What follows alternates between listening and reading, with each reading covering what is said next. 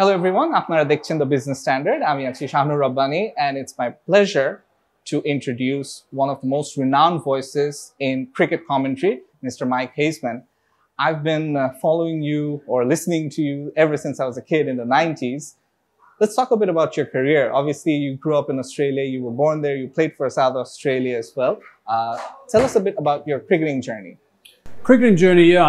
South Australia, when I was 22, I think it was, I played there. We had a terrific side in those days. Joel Garner, Rodney Hogg, David Hooks, to name a few. Wayne Phillips as well, played for Australia for a long time. But it was a terrific time with South Australia, successful. Then I went on the Kim Hughes Rebel Tour to South Africa and had a very successful second year of that tour. That was 2 years. And whilst I was there, got involved in a little bit of business, and I played in Leicestershire in the UK also, so 3 continents. I played for a long time, played for 10 years, played over 100 games, and then I was at the right place at the right time when I got involved in the media. So that's exactly. Let's find out a bit more about that. You know, because when I heard you first time on television, and I'm big on accents, so I used to think that you're a South African guy. A lot of people do.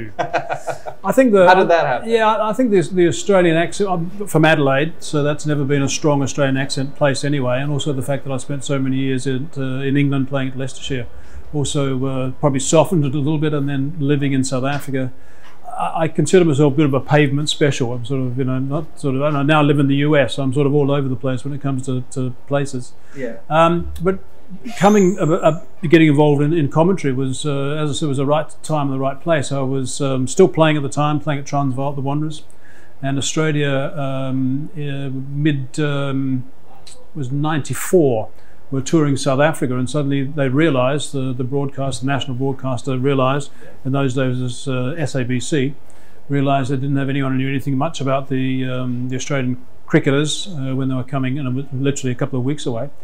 So they sent me across for a test and a day-night game, Benson Hedges day-night game in Bloemfontein, and that went pretty well. Then my very next game was a test match of the Wanderers, so it was the right time, right place, and I was really lucky that I had someone like Robin Jackman, who was a good mate of mine. Sadly, he's passed away now, but a good mate of mine who took me under his wing and put me on the right track, which was enormously advantageous.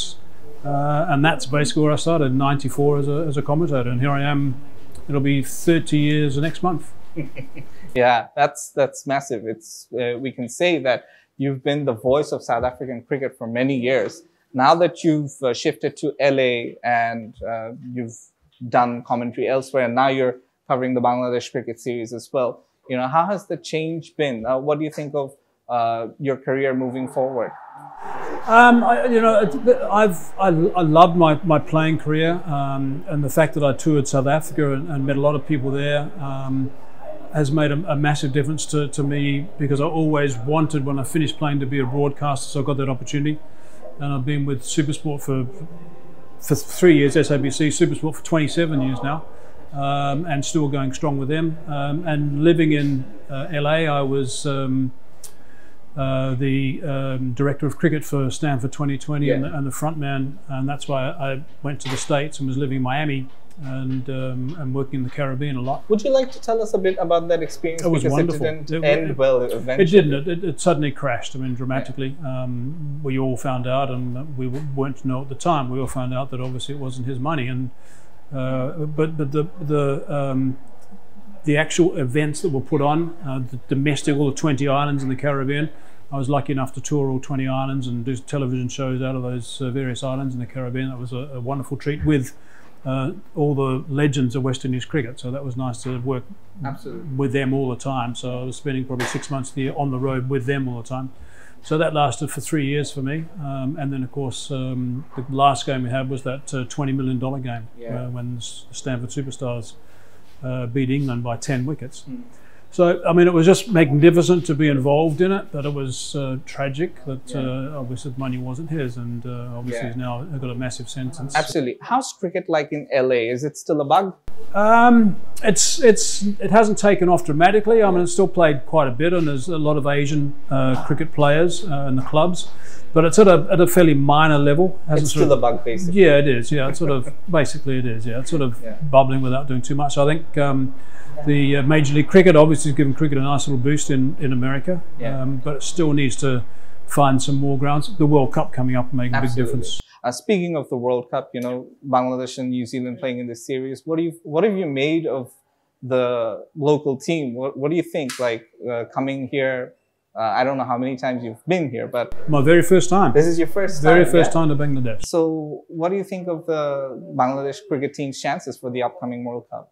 I think that, I mean, one thing that I'm absolutely delighted in is the fact that there's this fast bowling pack. I just think it's wonderful. I mean, I've obviously commentated a lot against with Bangladesh playing. Yeah. I actually remembered in when did Bangladesh beat Pakistan? What year? 1999. I was commentating on that very game on the world feed. And was it in Southampton? I think it might have been in Southampton. I can't quite remember what it was, but anyway. But I was commentating on that game with Mike Proctor was with me and a couple other guys. So that was just an extraordinary thing, and that was the start of me actually working closely with the Bangladesh side and commentating with them. And obviously they've toured South Africa a few times, so I've seen a lot of them. So to see them now, and I spent quite a bit of time over the last week or so before I arrived having a chat to Alan Donald. So I got up to speed. He's a good mate of mine. Got up to speed with what's been going on with the fast bowling pack, and how that what Alan's done with them is I think has been quite remarkable.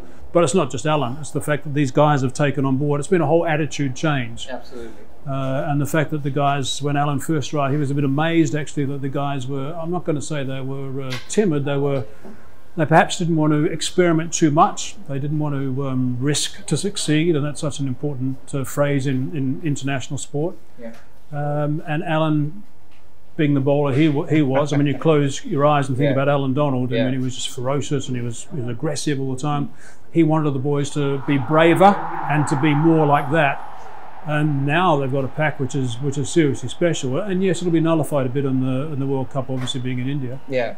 But it's the white ball pack that's actually developed over the years. Yes. In red ball, I think it's still a working. Yes, yes, I'm focusing on basically on the World Cup at the moment. Yes, so I think it's you know, what we've seen so far in the New Zealand series has been very impressive. That's been great, and I think that Bangladesh will surprise a few teams. I really do. Do you expect them to beat South Africa? No, but Australia. No, but they'll surprise a couple of teams. Yeah, I think they'll surprise a couple of teams, and I'll be very interested to see how hard they fight, because that's to me that's the big difference. I mean, there are times when I've worked on games that Bangladesh have been playing, and I'm not going to say they would lie down when they were sort of really the underdogs, but you would see that the game was sort of finished because the too many runs were scored initially by the opposition or whatever. But now you got guys who scrap a bit, which is great. And absolutely. So I think that's fascinating, and I think that evolvement of that. And Alan quite correctly says it's not just him, it's the guys taking it on board and wanting to do it themselves and proving that point of themselves has made a big difference. Yeah. We're going to wrap things up shortly. Just a few things. Your prediction for who's going to win the World Cup? I think the final is going to be India and England. I think that's going to be the final. I think they're the two dangerous sides. I would love to think that England's going to win. I'm not sure they will though, but I think the final will be those two teams. So your heart's going to be with England if they play? Yeah, it will, and that's tough for an Australian, believe me. And of course, in commentary, what's been your favorite or most liked moment so far? Okay, there's been two. One is my